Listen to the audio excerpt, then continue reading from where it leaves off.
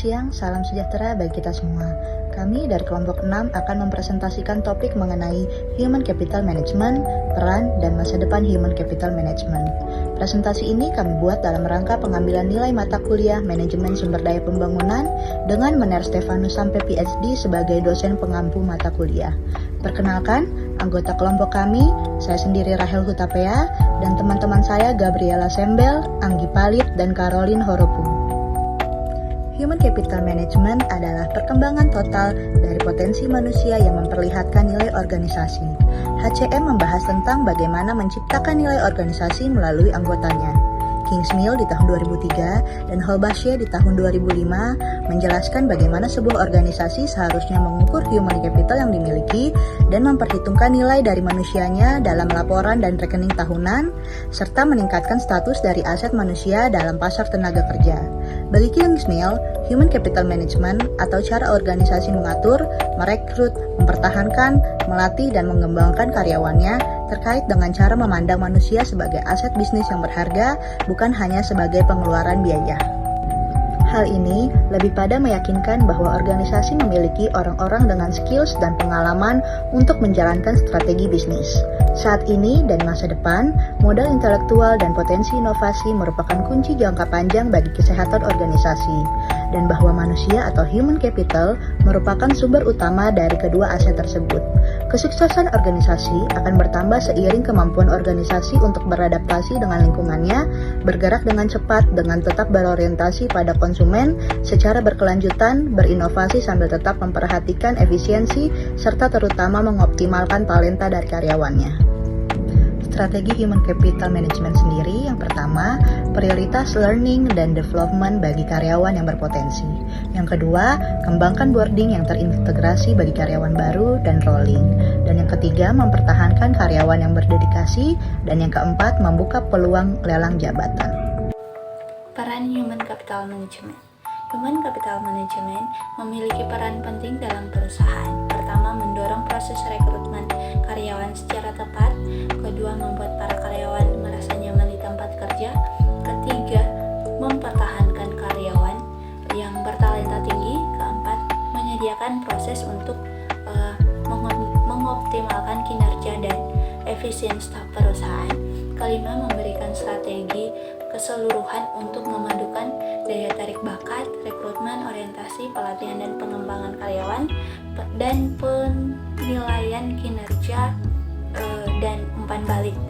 Keenam, membantu praktisi HR untuk merekrut orang yang tepat di posisi yang tepat.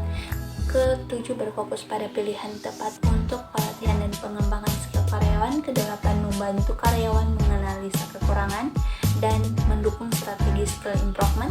9, meningkatkan kepuasan karyawan. 10, membuat proses rekrutmen lebih menarik. Ke-11, membentuk budaya kerja yang lebih positif. Selanjutnya, masa depan Human Capital Management. Human Capital Management akan terus berkembang seiring dengan perubahan dalam lingkungan bisnis, teknologi, dan dinamika tenaga kerja. Beberapa tren yang mungkin mempengaruhi masa depan Human Capital Management itu contohnya teknologi yang berkembang, seperti teknologi kecerdasan buatan AI, analisis data, dan komputasi awan yang akan terus mengubah cara HCM itu dijalankan. Ini termasuk dalam proses rekrutmen, manajemen kerja, dan analisis data HR. Berikut contoh kasus. Berdasarkan salah satu penelitian dari jurnal yang kami dapatkan, di mana di salah satu perusahaan yang menerapkan human capital di dalam manajemen perusahaannya adalah PT Telekomunikasi Seluler Branch Purwokerto. Penerapan human capital management yang dijalankan Telkomsel Branch Purwokerto dimulai sejak awal Juli 2012. Tujuan dari penerapan human capital management itu sendiri adalah untuk mencetak karyawan menjadi great people sehingga mempunyai nilai yang tinggi terhadap perusahaan, karena Telkomsel Branch Purwokerto merupakan perusahaan jasa yang berhubungan dengan pelayanan terhadap konsumen, maka Telkomsel Branch Purwokerto berkewajiban memberikan pelayanan yang profesional dengan cara menyediakan karyawan yang mempunyai kredibilitas dan daya saing tinggi dalam mengeksplorasi kemampuan yang dimiliki setiap karyawan. Adapun program-program mengenai penerapan Human Capital Management pada Telkomsel Branch Purwokerto antara lain beasiswa pendidikan, training secara berkala tentang leadership, innovation idea competition, dan leadership award. Berdasarkan data dari peneliti penerapan Human Capital Management terhadap kinerja karyawan yang ada di PT Telkomsel Branch di Purwokerto, penelitian ini berhasil. Yang pertama adalah kompetensi berpengaruh positif dan signifikan terhadap kinerja karyawan. Artinya semakin kuat pengaruh dari kompetensi, maka akan semakin tinggi kinerja karyawan. Yang kedua, individual capability berpengaruh positif dan signifikan terhadap kinerja karyawannya. Artinya bahwa semakin tinggi individual capability, maka akan semakin tinggi juga kinerja karyawannya. Yang ketiga adalah individual motivation.